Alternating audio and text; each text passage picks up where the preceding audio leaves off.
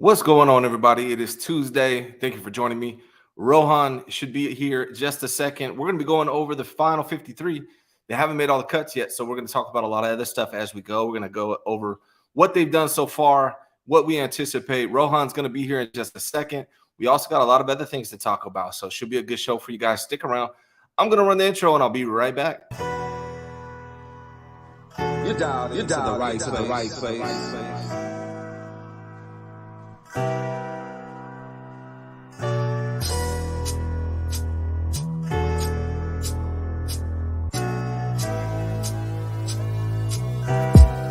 And now your host, Ryan Hensley. What's going on, everybody? I have Rohan backstage. I'm about to pop him on in just a second. I want to let you guys know we got a lot to talk about. Final 53. They made some cuts. They got a lot more to do. So most likely we'll be breaking news here on the live stream. Let me go ahead and pop in my guy, Rohan. What's up, buddy? How you doing, man? I'm good. How are you? I'm good. Glad to be back here. I got you on the let me adjust this stuff real quick. Yeah, I got you on the new layout here. Let me see how he looks. Let me see. Hey, there it is. I like the layout. Yeah, man. Nice to see you, dude. How you doing? Doing good. I mean, the 49ers 53-man roster, we're still, getting some of the information, clearing it all out, but You're muted, brother. oh, there we go. 49ers 53-man roster. I mean, a lot of information, but glad that we're talking about it now. We're really getting the information out now, and so glad to break it all down now. Yeah, man, me too. Looking forward to it. We got a lot to talk about here. Real quick, Mason Rice says, Ryan, you still doing the Madden thing the night before each game? I'm thinking about it, man. I don't know. I'm thinking about it. I think it would be fun, but it's a lot to go into it just because of my layout and situation and technology and all that good stuff. But we still might do it, man. Stay tuned for that information. Dean Law says, yo. Gary Strain says, ball cut. All right, let's go. What up, Ryan G and Rohan? Case 49 is here in the building. All right, Ro. Well, there's some still information leaking out here as we speak. Pretty sure, yeah. So they announced the cuts, so we have to create our own list. Okay, I got you. Let's do this. I got a list for us. So hold on, let me pull it up. So they did just announce the cuts. Yeah, but at the moment, based on my knowledge, Brandon Allen made the 53-man roster. That was one of the interesting ones. So I have 3 quarterbacks. The running back room is the same. They went 9 deep at offensive line. Matt Pryor, Nick Sakel, Jalen Moore all made the 53. You look at defensive line, they went younger. Kalia Davis, Robert Beal both made the 53. You see Austin Bryant and Kerry Hyder get cut. So I think they're at 9 on DLine. Hold on. Let's do position by position. So first we got quarterback, which is Brock Purdy, Sam Darnold, Brandon Allen. They kept all 3. I believe so. Yeah. Based on my information right now, I believe they have kept all 3 quarterbacks. Okay. What other position group you got? Running back remains the same. Receiver, I believe it's 6. So they cut Chris Conley. They cut Willie Snead. But both could be back on the roster sooner than later, depending on what they do. As soon as tomorrow, I would imagine. Yeah. Yeah. Let me go paste this over here. So we have it laid out for everybody. Yeah, I mean, so I had anticipated they were going to keep Ray, Danny Gray, Ronnie Bell, Juwan Jennings, Debo, and Brandon Ayuk. Did they announce whether they cut? I'm assuming they're cutting Anthony Miller and Daz Newsome, right? Anthony Miller was cut earlier today. Daz Newsome, I believe, was also cut. So, yeah, they're both gone. Okay, and then those are possible practice players. So, excuse me, guys. I'm just trying to get my info right here. It bugs me when it's not correct. All right, so as far as wide receiver and quarterback, we got that. Tight ends, did they announce that yet? So Cameron Latu is going on season-ending IR. The 49ers are stashing him for the 2023 season. They are going with 4 tight ends. Ross Dwelly made the 53-man roster. Troy Fumagalli was cut. We'll see what they do with him. Wow. But it's going to be George Kittle, Braden Willis, Ross Dwelly, and Charlie Warner at the moment, according to what the 49ers announced. Honestly, man, I would have kept Fumagalli over Charlie Warner, but we'll get to our thoughts because I have very similar thoughts. I'm not really a big fan of that move, but we'll see what they can do. Yeah, there's already some moves that I'm not comfortable with. And I'll make this bigger for you guys as we go. I'm trying to make everything simple so we have it. Fullback, I saw that they got rid of Jack Galetto. That was my bold prediction that he might make it, but it looks like that's not a possibility. I didn't think it was likely, but I thought it was a possibility. Do you think he's going to make it through to the practice squad, bro? That's going to be a challenge. That's the question that honestly, I can't, I'm not going to lie. I don't know the answer to that, specifically because for me, the 49ers, well, they were one team interested in, but several teams were interested in that fullback. And Jack Coletto is a young fullback that a lot of teams can understand. They have 4 years of team control for. There were 4 or 5 other teams, reports said, that were in on him at the end of the draft in 2023, earlier this offseason. This is a one that the 49ers are gonna have to pray and see, because I don't necessarily know. It depends on whether the teams have an established fullback on their roster now, or whether they really want to roster one or try and sign him to the practice squad. I think he makes the practice squad if teams are trying to go through it, but this is one that's a challenge. Okay. All right, let's talk halfback, man. Brian Hill, Jeremy Nichols, did they already cut those guys? Yeah, they were both cut. The 49ers going with 4 halfbacks to match the 1 fullback. Okay, so no surprises there at all. So offensive line, they got Trent Williams, Aaron Banks, Jake Brunel, Spencer Burford, Colt McKivitz. I imagine they kept John Feliciano, Jalen Moore. Is that it? They did. They kept Matt Pryor, and they also kept Nick Zakel. They went 9 deep at offensive line. Are you kidding me? So they kept Nick Zakel over Ilm Manning. Correct. Holy moly, man. I would not have done that myself. That's another one, Ilm Manning. I mean, look, I know a lot of us, we fall in love with practice players, and we think that they're all going to make the team. And odds are they're not going to get snatched up, most of these guys. But Ilm Manning and Jack Coletto are 2 guys that I think could actually be snatched up. So we're going to have to see how that goes. All right, so we got the offense done, brother. And we're going to review all this after we get it figured out here on the spreadsheet. But corners, who do we got, man? They kept Isaiah Oliver? They did keep Isaiah Oliver, instead cut Deshaun Jameson. The 49ers going with 5 cornerbacks this year instead of 6, and hoping Jameson makes the practice squad. Bro, are you kidding me? So they cut Deshaun Jameson and Quanterus Knight and kept 5, one of them being Isaiah Oliver. That does not sit well with me, man. How do you feel about that move? I'm surprised because I heard from a person that Deshaun Jameson was on the verge of making the roster last night. So my mind did a 180 when I heard about, 30 minutes ago that he was getting cut. So that one was an interesting one to me. That this is one that I truly did not expect. I thought they'd keep 6. So I'm assuming Anthony Averett and AJ Parker cut. They are both waived as well. 5 AJ Parker actually is going on season-ending IR. So is Averett. Yeah. Averett as well? Yeah. Okay. So real quick, 5 corners. I mean, there's one thing that we should probably talk about as well while I'm doing this, and that is that sorry, I messed up my damn sheet here. This is, just today, right? Like, this thing is probably going to look a lot different tomorrow, I'm assuming. So everyone keep that in mind. They can, this is the initial 53, and then they have ways of moving things around. Like one of those examples I heard, they did something with Austin Bryant and Kerry Hyder Jr. They cut those guys. Correct. Because they wanted to, and we'll get to defensive line in a minute, but Robert Beal and Kalia Davis both made the roster because the 49ers did not want to expose them to waivers. I got it. I got it. Okay. So Talanoa Hufanga, Tashawn Gibson, Jair Brown, and what? George Odom? Is that who they went with? They went with 4. Yeah. Taylor Hawkins also put on season-ending IR. Yeah. Okay. Taylor Hawkins. I figured that was going to happen. And then Miles Hartfeld just cut, I imagine. He was cut. All right. So we're getting there, man. We're almost to our final. And I'm assuming I'm jumping ahead here, but I'm curious. I assume they were going to put Moody on the 53, and then they'll probably move him to IR after that, right? It's interesting. They haven't announced whether they're to do that. They've got two options, really. Depends on the kicker that they bring in.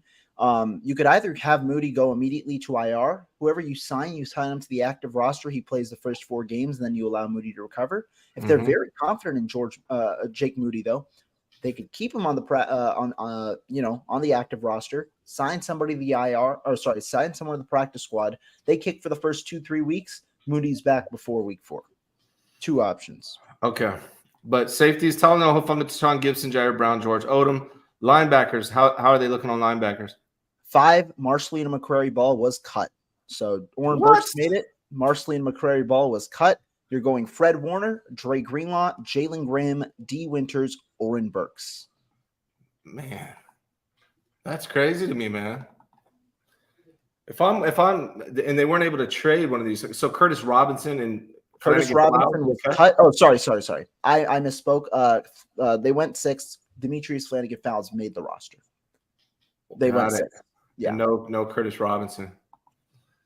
Yeah. I'm going to give myself a little pat on the back right now. I did say that this was going to be the 6th yesterday. So I messed up a couple of other positions, but I did believe the 49ers would carry 6, and these would be the 6. Well, you beat me because I did not have Flanagan Fowles making it. I did not have Marcelino McCurry Ball cut. That I didn't expect him to cut Deshaun Jameson. I didn't expect him to cut Marcelino McCurry Ball. I didn't expect him to cut Quanterus Knight. So those 3 were all surprises for me. Okay, so what are we doing on the D line now? D-line, I believe the 49ers have 8. They went light on D-line for a specific reason. Arik Armstead, Javon Hargrave both made it. Then you have Robert Beal made it. Kevin Givens made it. Cleveland Farrell made it. Drake Jackson made it. That is 6. T.Y. McGill made it. And then the last guy was Javon Kinlaw. He made it. Austin Bryant was cut. Kerry Hyder was cut. Marlon Davidson was cut. And Alex Barrett was cut. Wow. That's crazy. So they're going to move Austin Bryant and Kerry Hyder back, though, probably tomorrow, right? The likelihood is that Kalia Davis and Robert Beal, one of them will likely go on injured reserve for the first 4 weeks in a way to stash them. The 49ers did not want to lose those 2 players. Davis played well in the last preseason game against the Chargers. Probably didn't want to lose him. Robert Beal had intriguing traits coming out of college. He was a 5th-round pick for a reason. Didn't want to lose him. The good portion about cutting Austin Bryant, Kerry Hyder, they have more than 4 years of service in the NFL, which means that they do not go on waivers. They get immediately released into the free agent pool, which makes it an automatic re-sign. You can have a kind of a struck out deal ahead of time to bring them back to the 53. Okay, and then Alex Barrett, you said they cut, right? He was cut. Okay, so let me do my math on this. And then what about Zane Gonzalez? Did they announce they were going to cut him? Season-ending IR. He is also on season-ending IR. Okay. So they will likely release him within the next day or 2 with an injury settlement. Wow. That's what I figured would happen. Okay. So no announcement on Moody yet. Okay. So let me do the math on this, bro. It's 3 quarterbacks, 6 wide receivers, 4 tight ends, 1 fullback, 4 halfbacks, 1, 2, 3, 4, 5, 6, 9 7. OL. Yeah. 7 on the line. So should be 9. Nick Zakel made it as well as Matt Pryor. That's right. How did that get erased? Nick Zakel. Let me pop that in. I forgot my keyboard went out, dude. It sucks. It's killing me. Zakelj and Matt Pryor. All right. So they got 9. I was wrong on that as well. So they went a little thicker on offense than they did. Man, it'd be nice if I could type. They went on offense, specifically O-line. I had them at 8. The 49ers went 9 O-linemen. And they went lighter on defense with only 5 corners and only 8 defensive linemen. Wow. But then obviously we got Nick Bosa if he ever comes back. He is since he was on the do not report list, he did not count towards a 53-man spot. Kind of roster politics in a way. He obviously will make it back, but yeah. Yeah, I mean, at this point, if he was going to sign today or something, you might as well just tell him hold off until tomorrow for that advantage. All right, so I think I got everything dialed in accurately. Let me go ahead and change this. I'm so weird with this stuff. It bothers me unless it's perfect. All right, so let's dive in deeper, man. This is your 53 for today. Now, keep in mind, guys, this stuff can change. Obviously, something's going to change. Like Brock Purdy, Sam Darnold, I don't know how confident I am Brandon Allen's going to still be there. Stuff changes, right? But maybe he is. Maybe he's there for the season. Brandon Ayuk, Debo Samuel, Juwan Jennings, Ronnie Bell, those four will be there tomorrow. I can see something happening with Ray and Danny Gray tomorrow, where they put in like a Conley for at least one of them. For who is it? Ray. Ray is definitely going to be going on the IR tomorrow, I would imagine. And then they will probably put Conley over there. And if they have to do it to Danny Gray, I imagine they'll activate Willie Snead. I imagine Danny Gray is actually the certainty. He's going to IR. I don't know. I'm not too confident on Ray McLeod's recovery, so I won't speak too well on that. But I would envision a roll to IR given the way that it's been reported.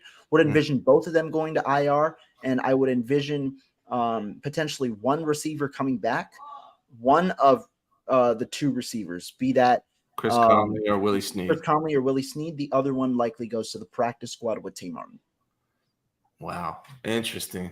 So you said, I thought Ray had 4 to 8 weeks and Danny Gray was week to week. Is something changed with that? So Danny Gray's injury was like a collarbone, I believe, and that's going to take about 2 months at least. That's my belief to it. It's going to take like a little bit of time. Some joint. Yeah, it's an AC joint sprain, but it's going. He's going to miss regular season time. I think the 49ers would be better off just placing him on IR, which is what I expect. McLeod, the reason that I said I'm uncertain is because he himself said to Kyle Shanahan, "Don't count me out yet. I could be ready for the season." So that is the reason, but I still think the 49ers could place him on IR, allow him to recover, and have Ronnie Bell or, well, not just Sean Jameson anymore, but have somebody in there as the returner. Got it. Okay. Yeah. So that's, that was all kind of expected. No surprise there. Here's where I'm a little surprised. George Kittle, Braden Willis, I expected. Ross Dwelly, I expected. Why do the 49ers like Charlie Warner? Like, what do they see that I don't see? I can explain this. I'm actually surprised that Ross Dwelly made it, but the reasoning is he's the guy with the playbook, things like that. I do actually see a comment, and there is one comment, one thing that I did mess up. I think I said T.Y. McGill. I had meant Kalia Davis. Him and Robert Beal were the two that made it. McGill was cut. Oh, okay. So Kalia Davis is on here. Yeah. Okay. Let me see. T.Y. McGill was released. Yeah, the 49ers went 8 deep at D-line. McGill likely a practice squad candidate at this point. Kalia Davis. I don't even know if I have him anywhere. Oh, it's interesting. Yeah, man, this is I gotta get my bearings here and get everything figured out, but definitely some surprises for me. I guess we'll see what happens tomorrow. But you said Kalia Davis. I don't even have him on here. Let me type him on here. Yeah, he's the 8th defensive lineman.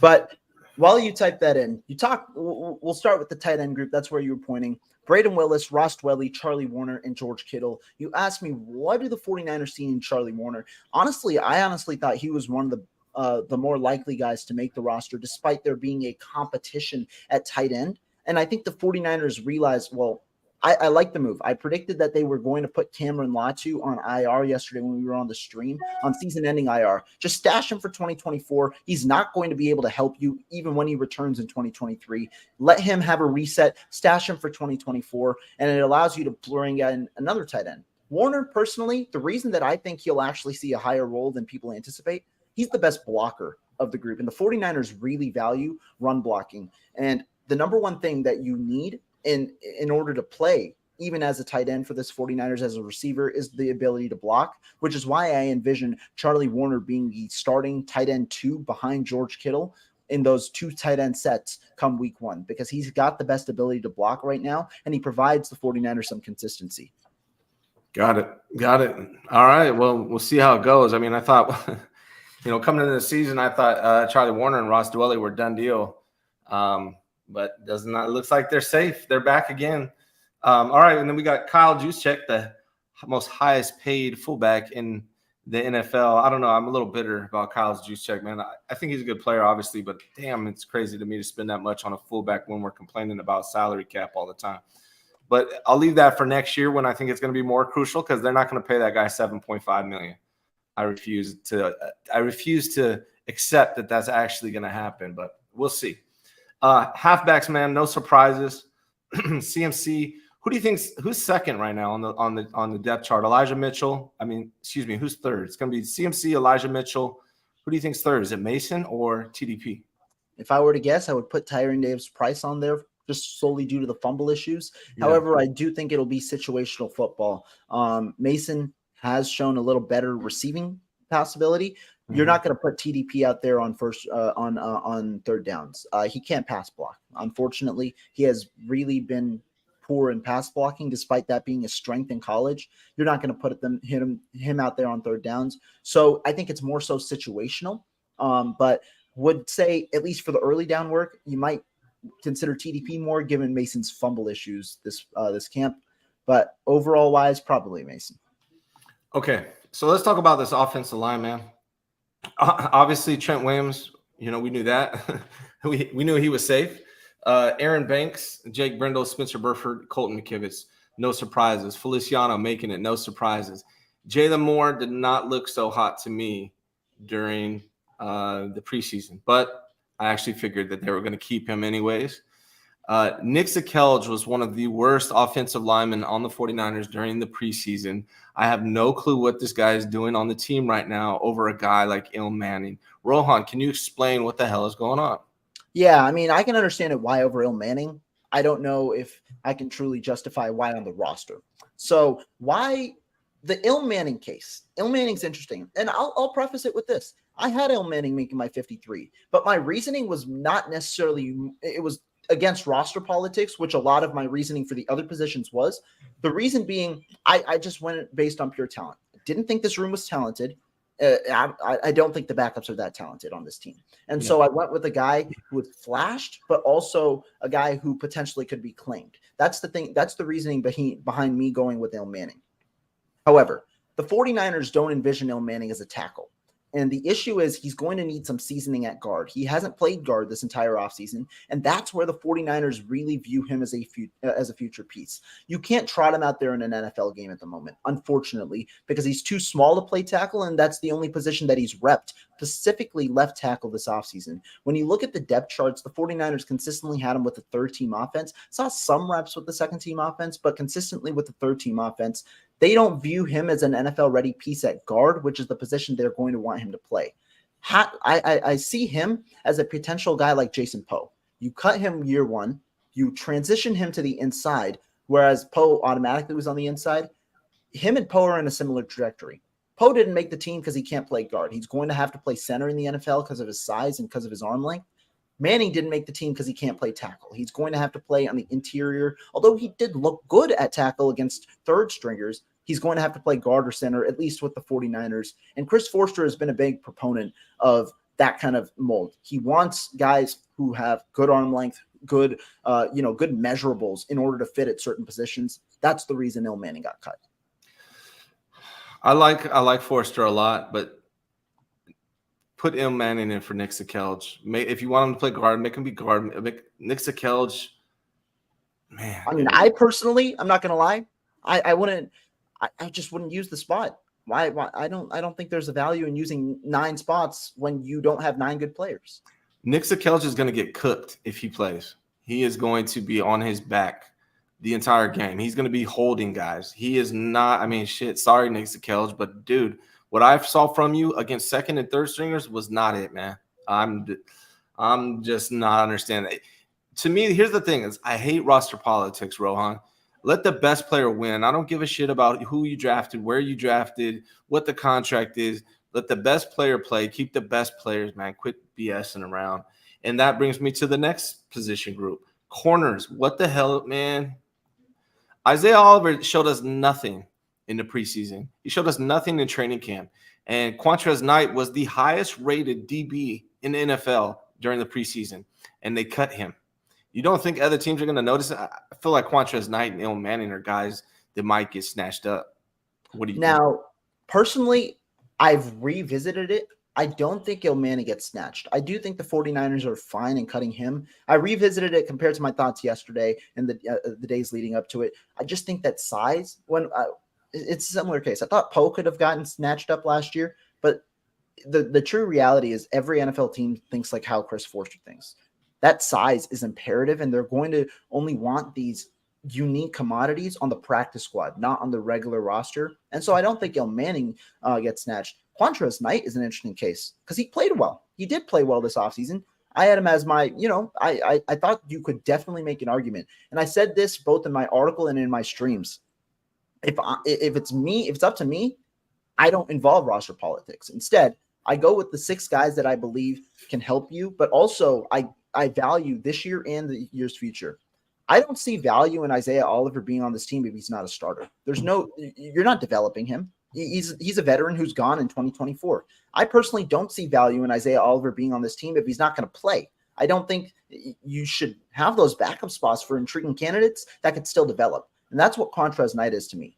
But the way the 49ers think about it, it's $2.9 million in guaranteed money that they're paying him. Likely can't cut him because of that reason. He's a Steve Wilkes guy, and they said they want to implement that dual nickel kind of role, playing him against the bigger possibilities.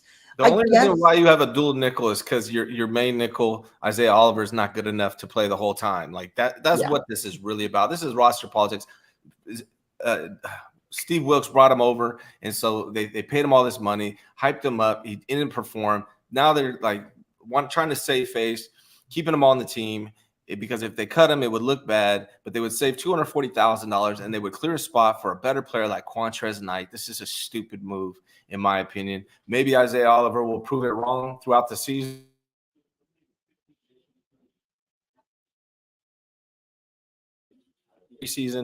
And Isaiah Oliver was not good, to put it politely. So I don't like this move, man. I'm sorry. I don't like it. And I mean, it's one where if Quanterus Knight makes the practice squad, you're fine, right? He's there. He'll be on the roster, and he'll be rostered in 2024. He's going to essentially take over Isaiah Oliver's roster spot, and he'll be rostered in 2024. But yeah, I mean, it's an interesting one. I think the one thing about Quanterus Knight that could alleviate him from being stashed is I don't know if teams truly know how to use Quanterus Knight, because he was a guy who played at the nickel last year, did not look great at nickel. And the issue with Quanterus Knight, the one issue that teams might, take taken into account is his hips. He has tighter hips because he's more of a nickel safety hybrid. At least that's what he's primed to be in the NFL. And so that's the one thing where if you have a player who's like on the roster bubble, but also in limbo of potentially playing one spot or another, but you don't truly know where to do it, NFL teams aren't going to take him because they don't know how to, they just don't know how to use the player. I personally think the 49ers will be fine in helping him in terms of utilizing him. It's just making it to the practice squad. That one, I don't know, but that's the one solace of hope in that why Quanterus Knight could make, clear it through waivers. Somebody asked if I got my super chats back. I won't have them back until November 16th, but I believe, Rohan, you're monetized, right? I am. So if you want super chats, if you want your comment featured on here, go over to my channel, same stream. You can go ahead, you can throw it in there, and we'll definitely answer them all. Yeah, you can. If you guys want a super chat, you can go to Rohan's stream, pop them on there, and they'll show up here. Yeah, I won't be able to do super chats until November 16th, unfortunately. Anyways, back to this, man. Yeah. So you mentioned that Isaiah Oliver is a cross between safety and corner. I meant Quanterus Knight. Quanterus Knight. That's what I meant. Sorry. That's exactly why you keep him. Talanoa Hufanga is nursing a Baker cyst on his knee. And if he goes, it's so underreported. That is huge. Huge. And so you got a guy like Quanterus Knight who could be an emergency, backup safety if he needs to be. I just don't get it, man. Now, if it all works out, right? Like if they get him back on the practice squad, it's not a big deal. But I don't know. To me, I feel like NFL teams are aware of the highest rated defensive back in the NFL during the preseason. out of all the rookie defensive backs. I mean, or I think it was all defensive backs, not just rookies. Just as crazy to me, man. Hopefully it works out. I really hope they get Jack Coletto back. I hope they get Manning, and I hope they get Quanterus Knight. Those are some of the guys that it's bothering me a little bit. Also, let's talk about linebackers here. One cut, though, we didn't talk about real quick. Jameson. What did you think about that? Jameson. Yeah, like that's another one like I really expected. I thought that was going to be the one undrafted free agent that made the team. He showed a lot of talent at corner. He looked like the best return man on the team. That's another one I had them keeping 6, and I had them keeping 6. No Isaiah Oliver. I had him with Deshaun, and I had him with Quanterus. To me, those are the 6 best DBs. I'm surprised they're only going with 5. Maybe after tomorrow that changes, because 5's not a lot of defensive backs. They're going to need to get some of these guys back on the practice squad. And I'm not sure. Honestly, I wouldn't be surprised if Deshaun Jameson gets picked up by somebody. I mean, I know it's not likely that all these guys get picked up. I get it. But Deshaun Jameson showed me a lot. So did Quanterus Knight. Not happy with sacrificing those 2 for a guy who did not show anything in Isaiah Oliver. So if this guy's getting cooked all year long, we're going to remember this day. And Steve Wilkes is going to take a little heat. So I'm saying with Kyle Shanahan and John Lynch because they're allowing it. But, yeah, anyways, frustrating, man. Let's talk about safeties. I don't think we did. And then we'll get to linebackers. Talanoa and Gibson, great job. Jair Brown, who I was really high on when they drafted him. He didn't look bad at all by any means. He flashed a couple times, but I didn't really see a ton from him in the preseason. But I still have confidence that he can develop. George Odom, I think that he's just one of these roster politic guys. But luckily for him, Taylor Hawkins got hurt. I was big on Taylor Hawkins, but based on what the 49ers are doing, they probably would have kept George Odom anyways, just because it seems like they like guys that are just familiar with everything rather than who's performing in the preseason. What do you think about George Odom, special teams guy? I think that the 49ers truly do value special teams, and they're trying to improve that facet of their team. At least they found out after 2 years ago when that special teams unit was abominable back in 21, and it cost them games, I think they wanted to value that. And that's why you see signings like McLeod, like George Odom, like Oren Burks. And I think those guys are important.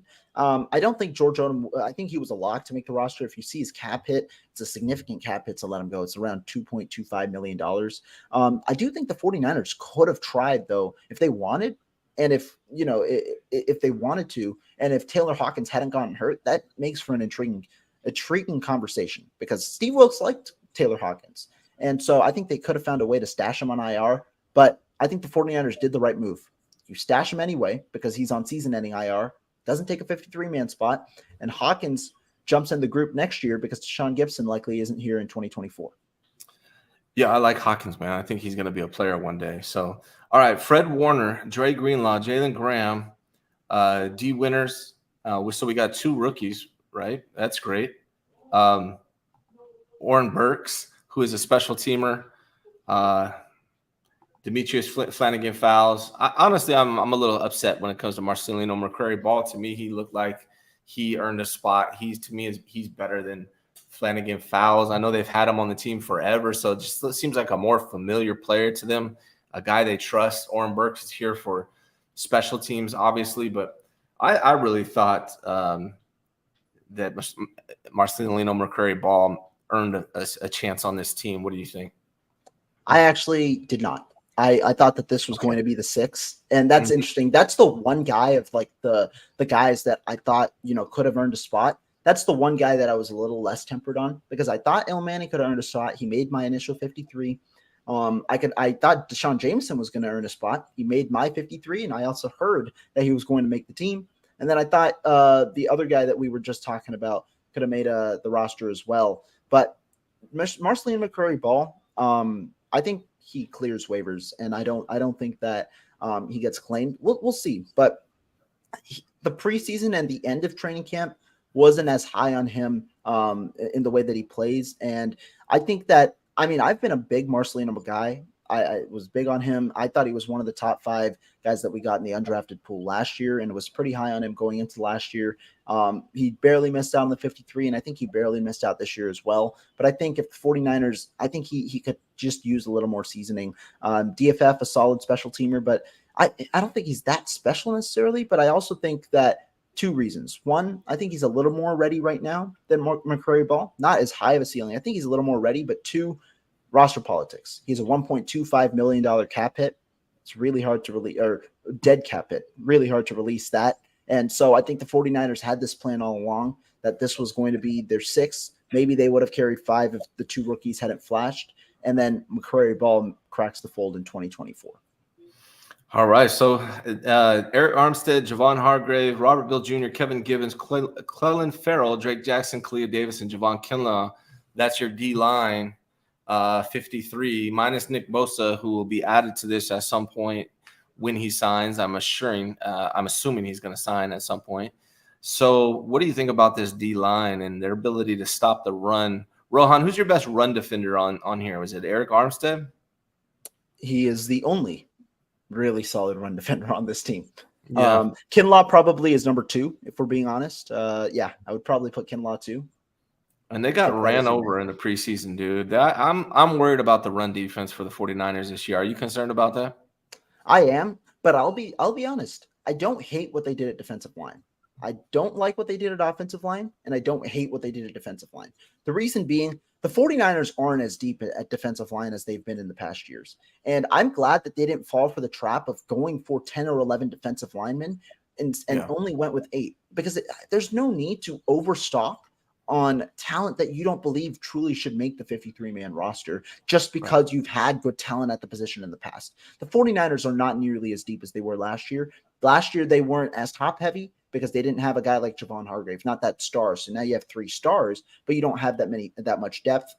49ers don't really have that much depth here. I'm expecting Beal, maybe Cleo Davis as well to hit IR. You bring back Austin Bryant. That's, one guy, and then Kerry Hyder, another guy. Those guys can, they have some edge flexibility. That's going to be your group, but it's not really that strong of a group. It'll be 9 defensive linemen once Nick Bosa comes back.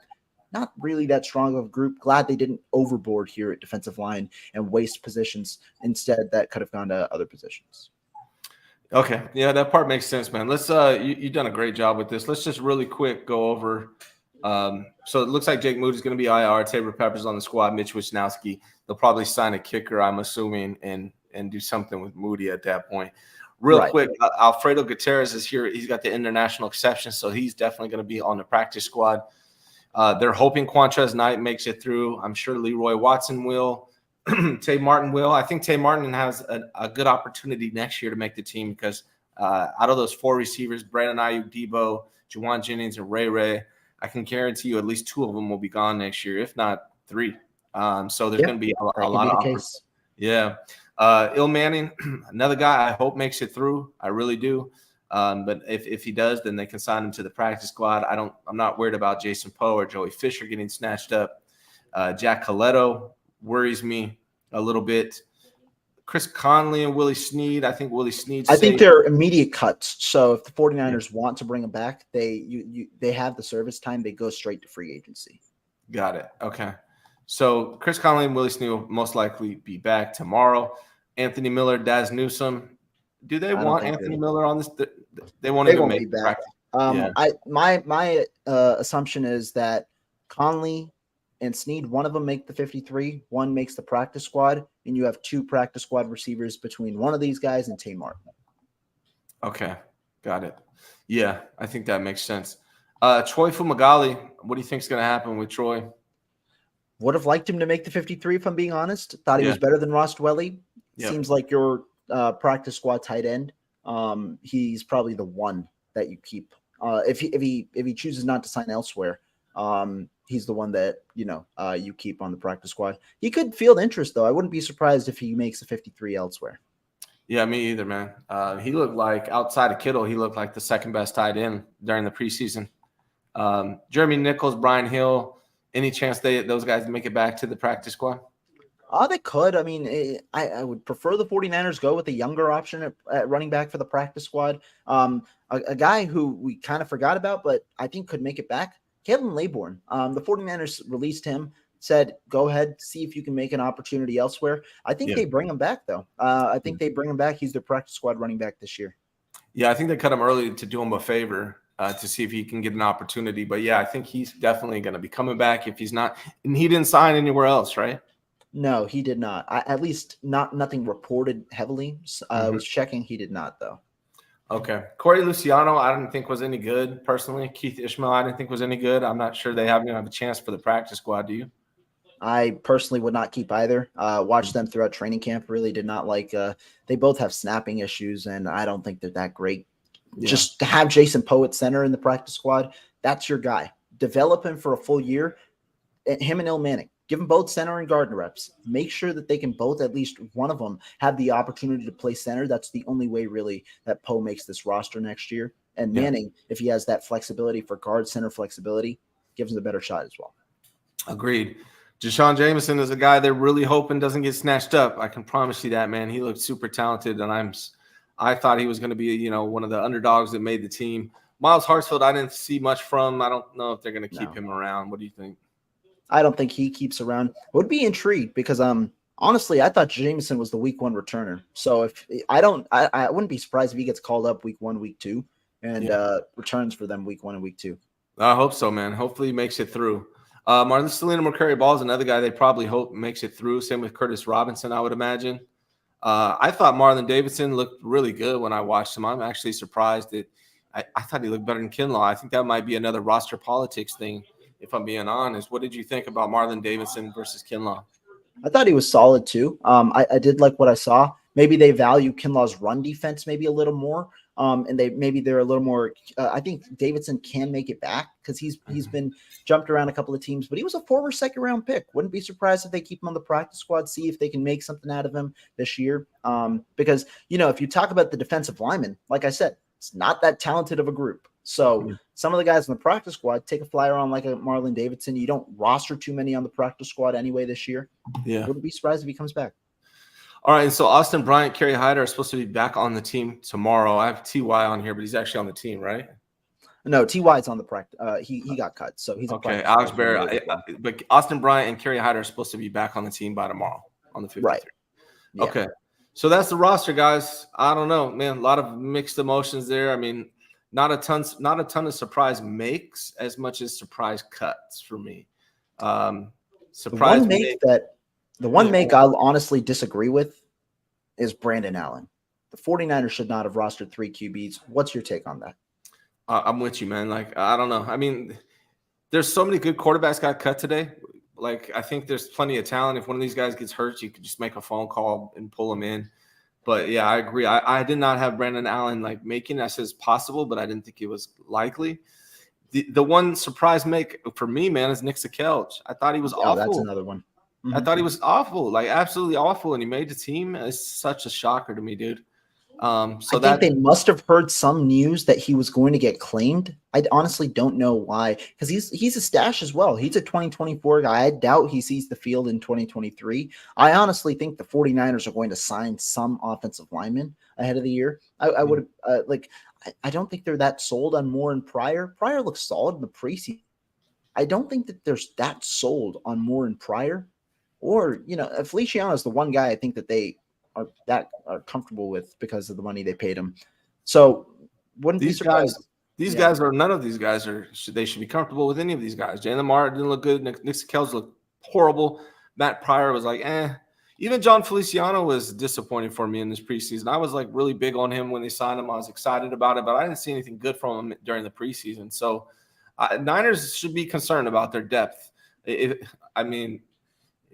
you guys pray, I'm not a prayer, to be honest, but if you are, pray for these 5 guys, make sure they stay healthy, because if they don't, I feel like the Niners are in trouble, man. And then the other surprise is Isaiah Oliver. I thought he was really bad and did not expect him to make the team. And I'm really surprised that Quanterus Knight didn't make the team, as well as Deshaun Jameson. But we're going to have to see how it shakes out tomorrow. Obviously, these things can change, right? It's Tuesday. They do these things for certain reasons, because they think certain guys will not get snatched up, and then they put them back on the team and all this other stuff, IR, PUP list. Then we got Nick Bosa on the DNR. So that's your 53 for right now. We'll keep it posted. I'll do a refresh maybe next week with Rohan. We'll talk about what the actual roster looks like next week. All right, Rohan, let's talk about some other stuff, man, if you're down. Anything else on this? No, we good. Let's do it. All right, man. So A couple other things popped up. Let me go back to my creative little setting here. I don't know why. I The just new like, little setup. yeah, I like it. Well, I want you bigger, right? I want you nice big image of Rohan for everybody. All right, man. So a couple different things. We just went over the 53. I want to get your take on yesterday. This is, I'm not saying he has arm fatigue, but it's just kind of a good headline to throw out here. But the 49ers are on record on August 15th telling Matt Mayoko, Kyle Shanahan, saying that Brock Purdy has no more limitations. He's not on a pitch count anymore. Yesterday in practice, he was on a pitch count. They were asked about it. They said, yeah, he's just on a pitch count like we had planned this whole time. What? I'm confused. First you said he wasn't. Then you said it was the plan the whole time. What's going on here? What do you think this is? I personally think that they honestly relayed information in a poor manner to the media. So there are two different things here. The number one thing on the pitch count and really on him being limited was him missing a whole day of practice, right? He'd go 2 days in, 2 days off, and then it went from 2 days into 1 day off. And then obviously that entire thing was settled. I think the 49ers insinuated that was the pitch count that they were talking about. But obviously when we hear pitch count, we think pitch count when they're playing. And so that's a different thing. The reality is Brock Purdy has actually done this throughout training camp, and I think that this is going to go on till the season. This isn't the reps in like scrimmage. This isn't the reps in 11-on-11s, in team drills and things like that. This is the reps in like the individual drills and in the walkthroughs where you're throwing against air. That's what media is able to see right now. They can't really see the full portion of practice. They only see the beginning. And in the beginning, even at training camp, this was something I noticed. Brock Purdy did not throw on a lot of these reps, right? It's like he'd go through the motion. He wouldn't throw the ball. Other quarterbacks would throw the ball. And so that's where I think that this pitch count kind of thing is. That's the thing that I think will continue on. Am I concerned?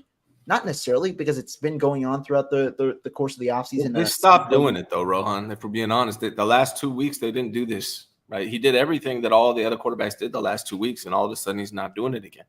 So that is true. That is true. Now, again, the one issue is like we don't really get a clear indicator of how Purdy is going to throw in an 11-on-11 setting because we can't watch. Nobody can watch practice. The next indicator is week one. At the moment, I'll say not concerned because we saw him play. We saw him play in the preseason, seemed fine. But until then, until week one, I mean, you've definitely got to monitor these headlines, see how it goes along, because you don't want to see any form of pitch count before that. And of course, it's not great timing. Understanding the 49ers traded Trey Lance and went through this quarterback dilemma just like 3 days earlier. Yeah, man. I mean, I think I am concerned with it personally because if nothing else, I'm a little frustrated with the communication. Like you're not being clear about things. You can't say he's 100% unless he's able to do everything. So, maybe it's precaution, but if it's precaution, then maybe they're not so sure he's 100%. I don't know. It does concern me that we went all in on Brock Purdy without I don't believe in Sam Darnold. If Trey was there and he was the QB2, then I could at least say, okay, cool, Trey is getting to learn on the job, right? Even if we didn't have success while he was learning on the job, at least it was going towards something.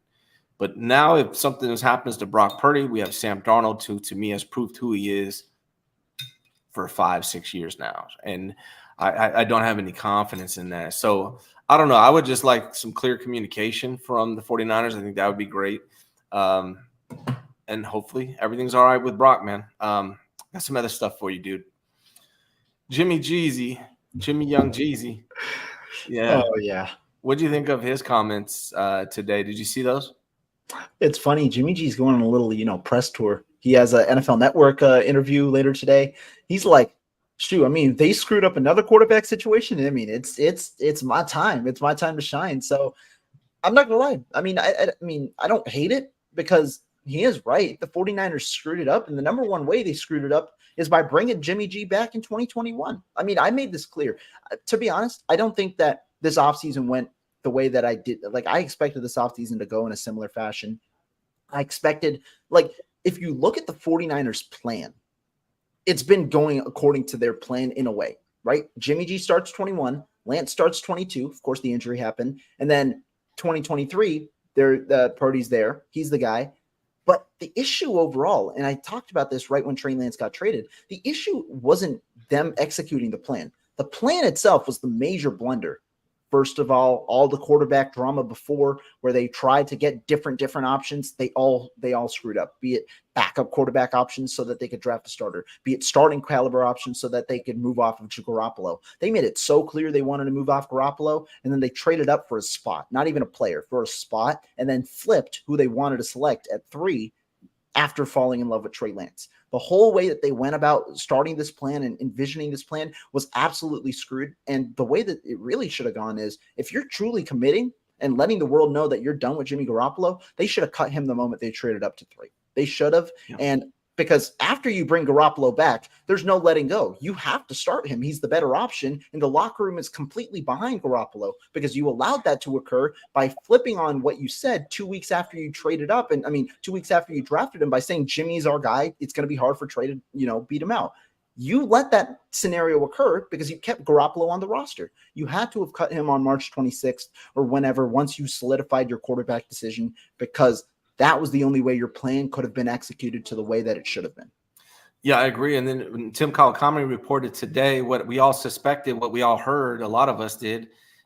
He reported that he has a source that told him that a lot of the 49er guys, a lot of the players, George Kittle, Kyle Juszczyk, were really mad that they were popping in Trey Lance in packages, and they complained about it, and they stopped doing it. So Kyle Shanahan stopped popping in Trey Lance in during his rookie year because George Kittle and Kyle Juszczyk didn't like it.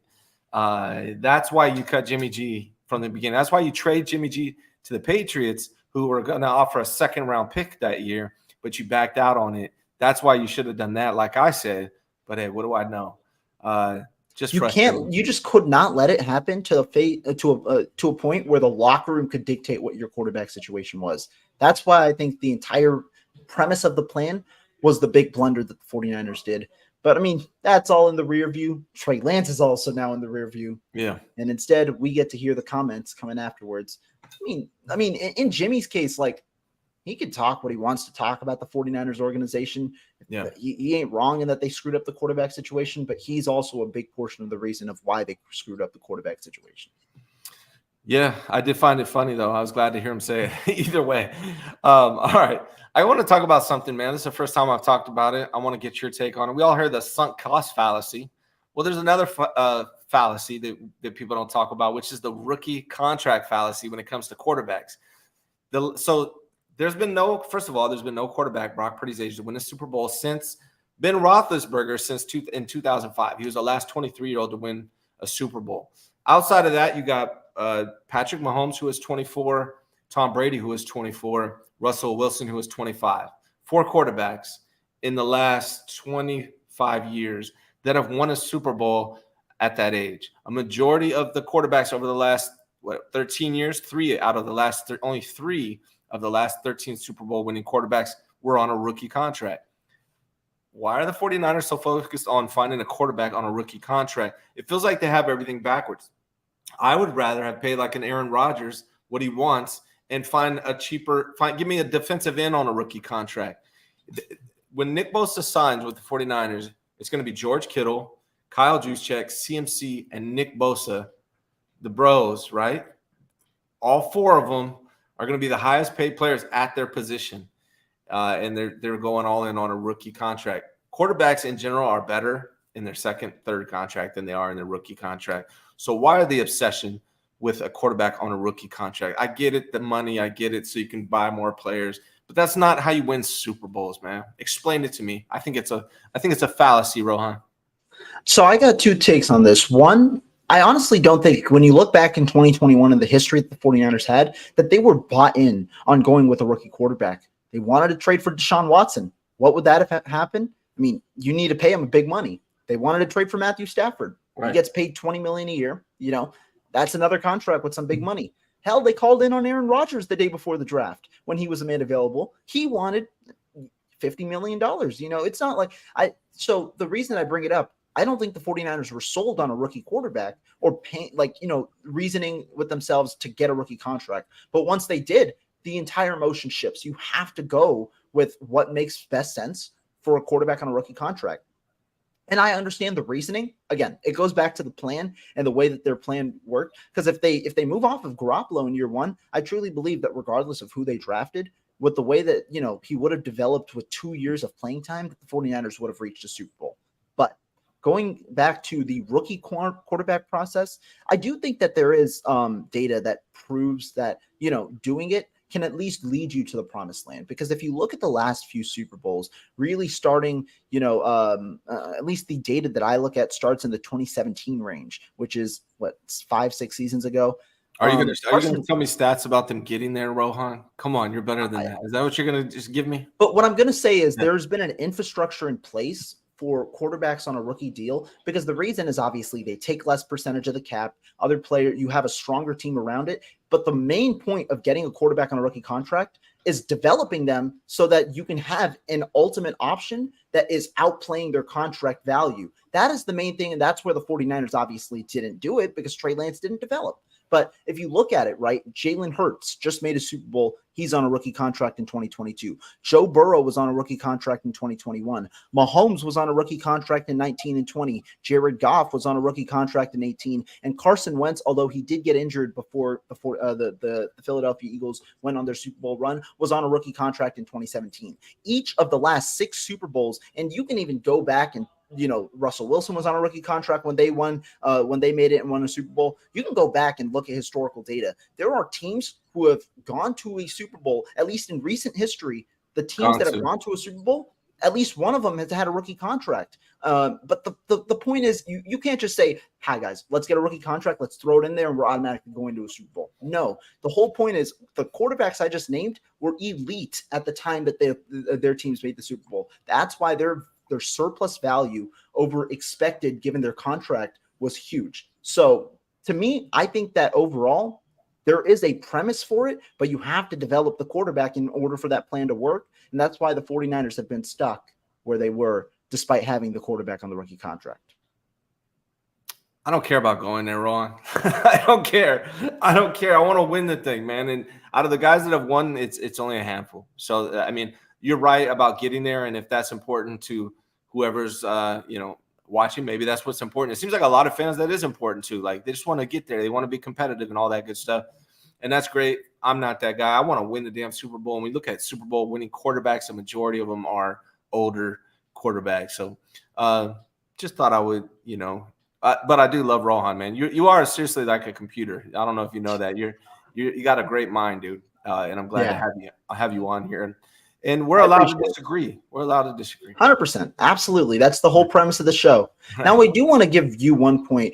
I think the 49ers, when you look at this quarterback situation, the issue is they have botched it so hard that now it's hard to get a quarterback with a bigger contract like a Kirk Cousins or something like that. Why? Because like you said, what have they done? They've built their entire premise over the last 3 seasons with a rookie contract in mind at quarterback. So they have now not overpaid, but they've paid handily at several positions around the board, right? You have 8 or 9 max contracts that paying to key players on their team. And that is taking up a majority of their cap space because they're only paying the quarterback a maximum of 5% of the cap, right? And so when you look at it that way, now you're saying, how can we add in that big time quarterback? Because the quarterback salary going from $5 million to $40 million, that's a huge jump. You have to account for $35 million, which is more than what the cap increases year to year account for, and more than what, the year to year salary increases occur. So that's the tough part.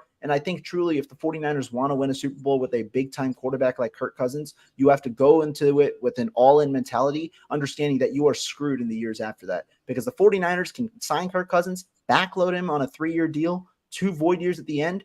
You go in for 2024, you make sure that you get that Super Bowl, because if not, you're not making it past then. You're not going to have the salary cap to retain a lot of these key players. Well, you could get rid of one, Nick Bosa, and get some trade capital, and that covers everything, right? Or you get rid of that most highest paid fullback in the NFL. That'll save you 7.5 next year. I don't know. That irks me to paying that much money to a fullback who gets like 5 catches a season. Anyways, man, let me move on to something I'm a little less hostile about. Kickers, man. What are we going to do? What are the 49ers going to do? If you had to make a prediction right now, who's your week 1 kicker for the 49ers? It ain't going to be Jake Moody. At least Yeah. that's the way that I look at it. And I mean, kicker is another thing. There are a lot of a lot of teams are looking for kickers. There are also a lot of good kickers out there. Like good, I mean, like serviceable NFL kickers. I don't necessarily know the names, but a guy who I wouldn't be surprised with is Brett Maher, a guy in the very similar mold to Jake Moody. Accuracy right now is a question mark. Leg certainly has it, right? Brett Maher was known for kicking those 60-yard field goals and things like that. But, I mean, you can't say that the 49ers didn't botch this this kicker situation for year 1 at the moment. I mean, they drafted a 3rd-round pick when they could have taken a tackle who could have probably been a long-term developmental option. They could have traded up in the 3rd round. There were a lot of good tackles in that 3rd round that they could have gone off. It doesn't even have to be a tackle. You could have selected a kicker in the 5th, 6th round, and you could have still been fine. You know, there are some kickers, undrafted free agents, and 6th round, 7th round guys who are winning their jobs right now. There are kickers who are winning their jobs outright because they're having good preseasons. Meanwhile, the 3rd round pick right now for the 49ers is in limbo. I'm not shutting anything out on Jake Moody. He could very well be a top 5 kicker once he returns from his injury. Just goes to tell. I mean, so far the initial returns, especially at a position where you don't get any benefit of the doubt. If you miss, if Jake Moody, if this was another kicker, they're cut for the 49ers. But the roster politics and things like that make it Jake Moody on the roster. Do think, though, he is not going to be your week 1 kicker. 49ers are going to bring in somebody. I don't, though, think it's going to be Robbie Gould. Want to hear your thoughts on that. Yeah, I don't think it's going to be Robbie Gould. I think there's a lot of ego involved from the 49ers and probably Robbie Gould as well that's going to prevent that from happening. Also, Robbie Gould is going to cost a lot of money. But if it was me, I would have just kept Robbie Gould in the first place. I would have drafted DeJuan Jones, and you would have had 2 built-in tackles on the offensive line. I think that would have put you in a lot better position. You didn't have to trade up at all. That's what I would have done. That's what I recommended to the 49ers. They must not be watching my show, Rohan, and it's pissing me off. All right, man, let's move on. Another thing I recommended, I just want to give myself a shout out because before the season, I don't know if I talked to you about it, but way back before the draft, I was telling everybody that would listen to the 49ers need to draft Elijah Cooks, wide receiver from San Jose State. He was at Reno, transferred to San Jose. He's phenomenal. Big body receiver, used to play tight end in high school. And Elijah Cooks had the highest rating out of all players in the preseason. Elijah Cooks is a force now in Jacksonville. And the 49ers made the team, right? Yes, he made the team. Undrafted, he made the team in Jacksonville. I tried to tell everyone that would listen to get this guy. They didn't listen. So now he's going to be a star in Jacksonville. Whatever his name is, I can't think of his damn name. He's going to be throwing him touchdowns all year. Trevor Lawrence, thank you. So, damn it, I don't know what we need to do to get me to become the GM of the 49ers, Rohan, but I think it would be a good idea. What else you got, man? Plug the channel real quick, dude. I want you to make sure everyone knows where they can find you. Yeah, I mean, we're doing a lot of daily content and weekly content over there. You search up my name on YouTube. You can go out. You can check my channel out. We're doing a lot of content. If you like my thoughts, really appreciate all the support that we've gotten recently with all the views and things like that. Be sure to check us out. Make sure you guys hit a subscribe on our channel. Me and Ryan, though, we're going to be going live a lot this season. Definitely appreciate him and the chemistry we have. So make sure you are subscribed here as well if you want to see our content later this season as we go along with our weekly shows. Yes, sir. Make sure you guys like and subscribe to this video, subscribe to this channel. Make sure you subscribe to Rohan. Rohan's going to be on every Thursday. Possibly the smartest man in the business, Rohan Chakravarthi. Appreciate that, my man. Yeah, man. I appreciate you being here. I'm going to get out of here, man. I got things to do. It's getting hot. I'm going to jump in the pool. Then I'm going to go hang out with the wife, have some dinner. But you guys have a good day. Thank you for tuning in. I will catch you guys tomorrow.